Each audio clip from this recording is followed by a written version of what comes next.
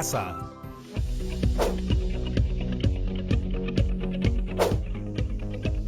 Hola amigas y amigos de tercero de secundaria. ¿Se acuerdan de mí? Bah, ¿cómo se me ocurre preguntar eso? Por supuesto que me recuerdan. Si soy el mejor y más codiciado detective de todo el Perú. ¡Ja! ¡Qué modestia la mía! Yo soy Detective John, el mejor investigador del mundo, del sistema solar, de los universos paralelos y de mi barrio. Seguro que ya saben por qué estoy nuevamente aquí en Aprendo en Casa. En los programas anteriores estuvimos investigando un caso que buscaba descubrir los motivos por los cuales existen hoy menos quechohablantes que antes. Y claro, es un tema tan retador que aún nos queda mucho trabajo por delante. Igual, es importante reconocer cuáles han sido nuestros avances hasta el momento. Aprendimos a elegir y delimitar a nuestra población de interés e identificamos a qué tipo de variable pertenecía. Seleccionamos una muestra utilizando el tipo de muestreo aleatorio conglomerado y luego el muestreo simple. Después elaboramos y aplicamos una encuesta a 30 personas. Más adelante, ordenamos los datos recopilados en tablas de frecuencia. Y lo hicimos reconociendo los valores de cada variable, diferenciando si lo íbamos a organizar en datos agrupados o no agrupados. Determinamos también los valores que tomaron las variables, por el caso de la edad. Ahora ya sabemos que se trata de una variable cuantitativa y que puede tomar casi cualquier valor. La relación con el quechua es una variable cualitativa. Y, para los motivos de menos quechohablantes, determinamos que se trataba de una variable cualitativa. A partir de esto, deducimos que, si la variable tiene pocos valores, los datos no se agrupan. Esta variable puede ser cualitativa o cuantitativa discreta. Por otro lado, si la variable tiene muchos valores, los datos sí se agrupan. Y esta variable puede ser cuantitativa discreta o continua. Discreto, como los detectives. Luego, identificamos los elementos de una tabla de frecuencias. Y después, elaboramos una tabla de frecuencia para cada tipo de variable. Eso es todo lo que hemos avanzado en nuestra investigación hasta el día de hoy. Bastante, ¿cierto? Ah, y no crean que me olvidé del reto. ¿Cómo les fue con eso? Teníamos que organizar los datos de la pregunta 2 de la encuesta en una tabla de frecuencia. ¿Lo llegaron a hacer? En mi caso, ya conozco los motivos por los cuales las personas creen que han disminuido la cantidad de quechohablantes. Sin embargo, leer estos datos, es decir, analizarlos, no es tan fácil, por la manera en la que se presentan. Por eso, el día de hoy, aprenderemos a representar las características de una población en estudio mediante variables cualitativas o cuantitativas, usando la organización de los datos estadísticos en una tabla de frecuencia y gráficos estadísticos para datos agrupados.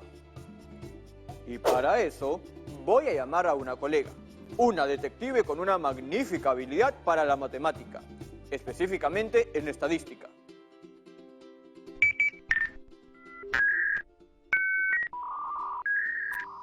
¿Aló? ¿Detective profesora? Soy yo, el agente 009. ¿No sabes quién soy? Tengo una misión para usted. Mejor le hago una videollamada para explicarle mejor. Buenas tardes, profesora Daisy. Hola, detective John. Cuéntame, ¿cuál es esa misión que tienes para mí? ¿Se acuerda de esa investigación que le conté? La que estabas haciendo con tus colegas de tercero de secundaria sobre por qué ahora hay menos quechohablantes que antes. Sí, esa. Por eso la he llamado. Queremos representar las características de una población en estudio mediante variables cualitativas o cuantitativas, usando la organización de los datos estadísticos en una tabla de frecuencia y gráficos estadísticos para datos agrupados. Entiendo. Lo que ustedes necesitan es representar esa información de manera gráfica para lograr una mejor comprensión. Eso es lo bueno de hablar con detectives, que nos entendemos a la primera, sin dar tanta vuelta. Es cierto. Empecemos entonces. Nuestro plan de trabajo para el día de hoy será: paso número 1. Conocer la estructura y elementos que debe tener un gráfico estadístico. Paso número 2. Conocer los tipos de gráficos estadísticos. Paso número 3. Reconocer y elaborar el gráfico estadístico pertinente para cada tipo de variable. ¡Perfecto! Empecemos de una vez. Que el tiempo vuela sin tener alas y corre sin tener pies. Muy misterioso. Entonces, ¿cómo hacemos para conocer la estructura y elementos que debe tener un gráfico estadístico? Empezaremos definiendo qué es un gráfico estadístico o diagrama.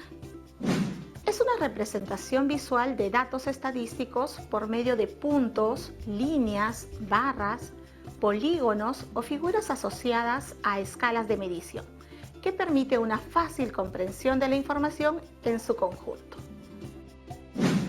Sospecho que ya sé a qué se refiere. En mi carrera de detectiviología, utilizábamos algunos de esos gráficos como pistas para resolver casos. Interesante. Nunca había escuchado el nombre de esa carrera. Es que es ultra secreta. Ah, entiendo. Bueno, continuemos con lo que estábamos. De acuerdo al Instituto Nacional de Estadística e Informática, los gráficos estadísticos deben tener la siguiente estructura y elementos: código o número, título, cuerpo del gráfico y el pie del gráfico. Código, título, cuerpo del gráfico y el pie del gráfico. Elemental, mi querida profesora Daisy. El código o número de gráfico es el elemento numérico que permite identificar al gráfico estadístico. Si se presenta más de un gráfico en un capítulo, cada uno debe incluir el número del capítulo seguido de un punto y el número del gráfico correspondiente. Entiendo. Un código, como el que usamos nosotros los detectives. ¿Sí o no, 008? Algo así. La siguiente característica es el título, que es la inscripción que se coloca después del número de gráfico, con el propósito de dar a conocer las variables y sus características. El título expresará el contenido del gráfico en forma ordenada, clara y breve.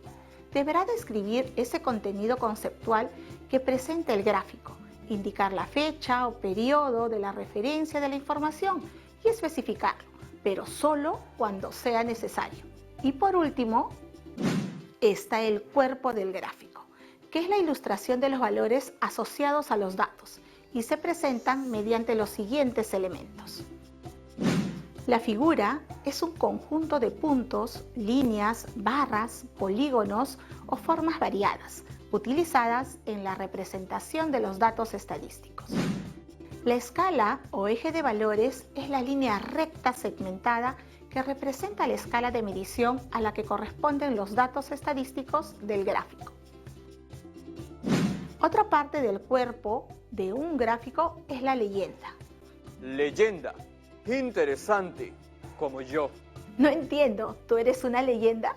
Por supuesto, en el mundo detectivesco, yo soy una leyenda, una eminencia, todo un personaje. Bueno, no me cabe la duda, es que eres todo un personaje, detective John. Estábamos en la leyenda, que en el mundo de la estadística es la descripción de la simbología utilizada y se representa con colores sombreados o tipos de línea, para así diferenciar los conceptos a los que se refieren los datos estadísticos. Muy bien, ya tenemos las tres partes del cuerpo de un gráfico: figura, escala, leyenda. Y por último está el pie del gráfico, que comprende las notas, llamadas y la fuente, Sirve para anotar las aclaraciones o señalamientos particulares y generales sobre la información. Ahora toca pasar al siguiente punto. Si mi memoria no me falla, nos toca conocer los tipos de gráficos estadísticos.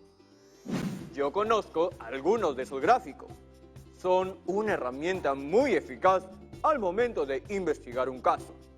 Tan eficaz como esta lupa que llevo siempre conmigo.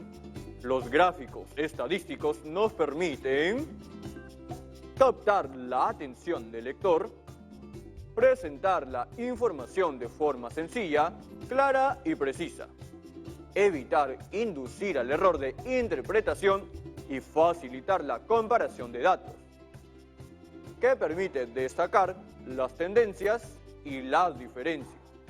Son realmente útiles, pero dejaré que mi colega experta en estadística nos dé más información al respecto. Miren, aquí les muestro algunos datos recolectados en nuestra encuesta.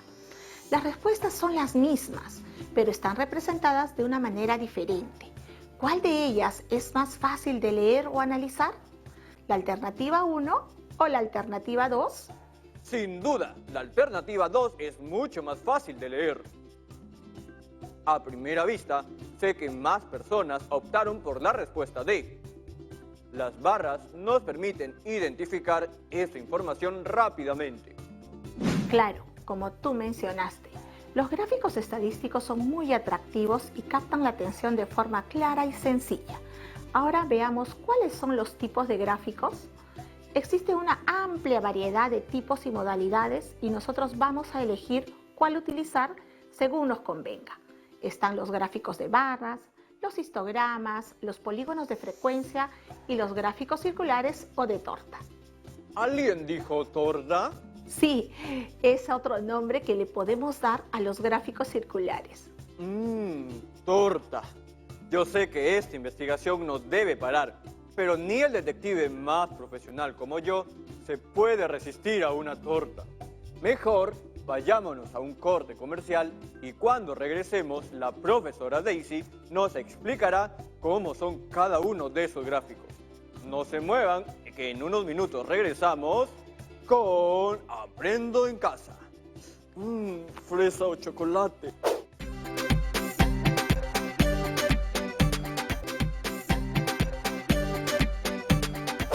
Bienvenidas y bienvenidos de vuelta a Aprendo en Casa.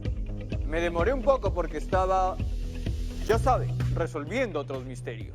Yo nunca pierdo ni un solo segundo. Cada momento que tengo es utilizado sabiamente. Detective John, mejor utilicemos los minutos que nos quedan sabiamente, como dirías tú, y continuamos con nuestro asunto. Efectivamente, mi colega. Nos quedamos en los tipos de gráficos estadísticos, como los de barras, histogramas, polígonos de frecuencia y gráficos circulares. Muy bien, primero empecemos revisando qué es un eje de coordenadas. Miren, lo que tenemos en pantalla es un eje de coordenadas. Se tratan de líneas rectas, ortogonales e intersectadas. Una de ellas indica la escala de valores de los datos estadísticos, es decir, el eje de los valores, mientras que la otra indica los conceptos a los que se refieren los datos estadísticos que son objetos de representación, o sea, el eje de conceptos. En este tipo de gráficos estadísticos se pueden representar los datos mediante barras o líneas. El eje de valores puede mostrarse en forma horizontal o vertical. Los gráficos de barras utilizan estos ejes de coordenadas, ¿cierto? Así es. Uno de los gráficos más utilizados es el de barras. Aquí los datos se representan por medio de rectángulos de igual base sobre el eje de conceptos y su longitud corresponderá al valor del dato, según la escala utilizada en el eje de valores. Cuando se grafica más de una categoría, existen diferentes modalidades de presentación. No existen reglas estrictas para los gráficos de este tipo, pero como normas generales de presentación se indican algunas como estas. El ancho de las barras deben ser uniformes. La longitud de la barra debe ser proporcional a la cantidad que representa. El espacio de separación entre las barras por cada concepto debe ser constante. Las barras en estos gráficos pueden disponerse vertical u horizontalmente. ¿Y qué hay del histograma? Este tipo de gráfico se utiliza para representar variables cuantitativas para datos agrupados. Consiste en una serie de columnas cuyo ancho y ubicación coinciden con los intervalos de clase de la distribución de frecuencias. Cada una de las barras rectangulares se representa por la marca de clase o por los extremos de cada intervalo de clase. Profesora Daisy, recuerde que estamos en un programa educativo. No es necesario hablar en difícil. No te preocupes, detective John. Pronto entenderás. Sigamos entonces con el polígono de frecuencias. Este tipo de gráfico se puede utilizar para analizar variables numéricas. El polígono de frecuencias es la línea quebrada que resulta de unir los puntos medios o marcas de clase de las caras opuestas a la base de cada barra rectangular. El origen y final de la línea poligonal están en el eje de las abscisas, para nuestro caso el eje de conceptos, con valor de frecuencia 0 para poder cerrar la curva. La marca de clase o punto medio de cada intervalo se calcula promediando los valores límite de cada intervalo y su fórmula es x sub i equivale a L sub i más L sub s sobre 2, donde x sub i es la marca de clase. L sub i es el límite inferior del intervalo y L sub s es el límite superior del intervalo. Entonces, esa línea poligonal es llamada polígono de frecuencias y si lo conservamos de manera independiente al histograma, tendríamos el siguiente resultado. Ahora entiendo por qué se llama polígono, porque se trata de una figura poligonal, en este caso de 9 lados. Podríamos utilizar este mismo gráfico para representar las edades de nuestros encuestados. Claro, hagámoslo ahorita. Entonces, estaríamos pasando al último punto de nuestro plan de trabajo: reconocer y elaborar el gráfico pertinente para cada tipo de variable. Bien, nos tocaría representar mediante un gráfico estadístico las edades de nuestros encuestados. Hasta el momento tenemos esta información en una tabla de frecuencias. Ahora debemos pasar estos datos a un histograma. Así es, detective John, y para construirlo debemos considerar el eje X, los valores de los extremos de cada intervalo de clase y sobre eso construir una barra rectangular, considerando el valor de la frecuencia absoluta para cada intervalo de clase. Ya veo, aquí el histograma de frecuencias absolutas muestra el número de casos que hay por intervalo de edad. Por ejemplo, en el intervalo de 19 a 28 años hay 4 casos. Esto es, personas que tienen 19 años o más, pero menos de 28 años.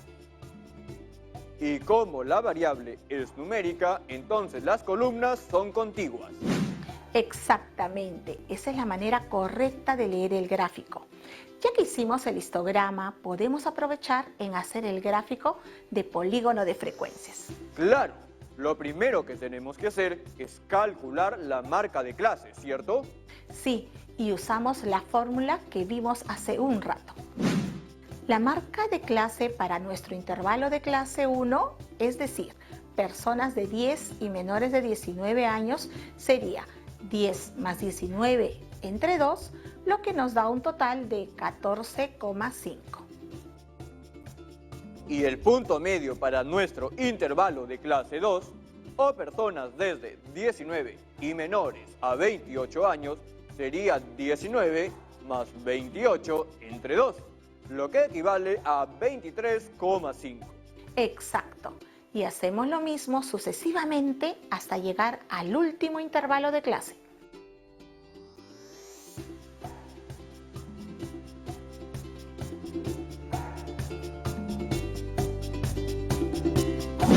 Ahora ubicamos los puntos medios de las caras opuestas a la base de cada barra rectangular y unimos mediante una línea quebrada, formando de esta manera un polígono, para lo cual los dos extremos deben encontrarse en el eje de X. Listo. Ya tenemos nuestro polígono de frecuencias. Pasemos al siguiente diagrama. Mi olfato de detective me indica que el mejor gráfico que podemos utilizar para representar la pregunta número 1 de nuestra encuesta es el gráfico de barras. ¿Solo tu olfato de detective te dice que debemos usar un gráfico de barras? ¿O hay algo más? Bueno, por eso y porque el gráfico de barras se puede utilizar para representar variables cualitativas como la pregunta de nuestra encuesta. ¿Hablas quechua desde que eras niña o niño o tienes algún antepasado que lo hablaba como lengua materna? Y las opciones de respuesta eran sí y no. Así es. ¿Tienes a la mano la tabla de frecuencias de esa pregunta? Sí, aquí está. Me parece que podríamos graficarlo sobre la base de la frecuencia porcentual, ya que con esa información podemos interpretar mejor los resultados. ¿Recuerdan cómo se hacía? Solo multiplicábamos por 100 la frecuencia relativa y nos debería quedar así. Tiene razón, así se entiende mucho mejor. Y ya con estos valores hacemos nuestro gráfico de barras. En el eje horizontal X colocamos los conceptos de la variable, es decir, sí y no. En el eje vertical Y colocaremos la frecuencia porcentual, 73% para el sí y 27% para el no. Este tipo de gráfica es más rápido de hacer. En este caso sí, porque habían pocas variables. ¿Qué es ese sonido, detective yo?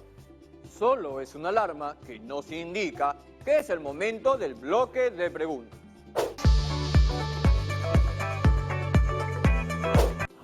Hola, soy Jimena Alvites del Departamento de Lima. ¿De qué manera puedo representar gráficamente la pregunta que habla sobre los motivos de la disminución de quechohablantes? No puedo hacer un histograma o un polígono de frecuencias porque no tenemos los intervalos de frecuencia. Gracias por la pregunta. Veamos, en este caso podríamos también hacer un gráfico de barras, pero probemos con otro tipo, como el gráfico circular, que se suele usar con variables cualitativas. Detective Young, ¿tienes esta respuesta organizada en una tabla de frecuencias? Sí, profesora Daisy, aquí están. Para realizar un gráfico circular, lo primero que vamos a hacer será hallar unos datos adicionales, como la frecuencia relativa porcentual y el ángulo de cada sector circular. ¿Y cómo sacamos el ángulo de cada sector circular? Podemos calcular el sector circular dividiendo 360 grados, que es el ángulo de un círculo, entre la cantidad de la muestra.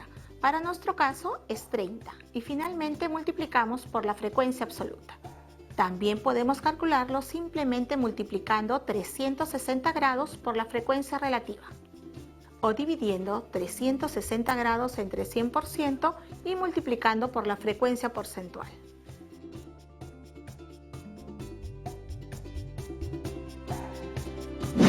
Son varias formas, pero como ya tenemos la frecuencia relativa porcentual, me iré por la última fórmula, que es 360 grados entre el 100% y multiplicado por la frecuencia relativa porcentual. Para el primer valor, que habla sobre la migración, voy a dividir 360 grados entre 100% y multiplicaré por la frecuencia porcentual, que es 10%, lo que me da un resultado de 36 grados. Ajá, ya tienes el primer valor. ¿Sabes cómo representarlo en un gráfico circular? Creo que sí. Primero dibujo el círculo, luego trazo el radio y con un transportador calculo el ángulo del sector. Así es, ¿no? Así es, detective Young. Para terminar de completar el gráfico, solo deberán completar la tabla de frecuencias y luego traspasar esa información al gráfico circular.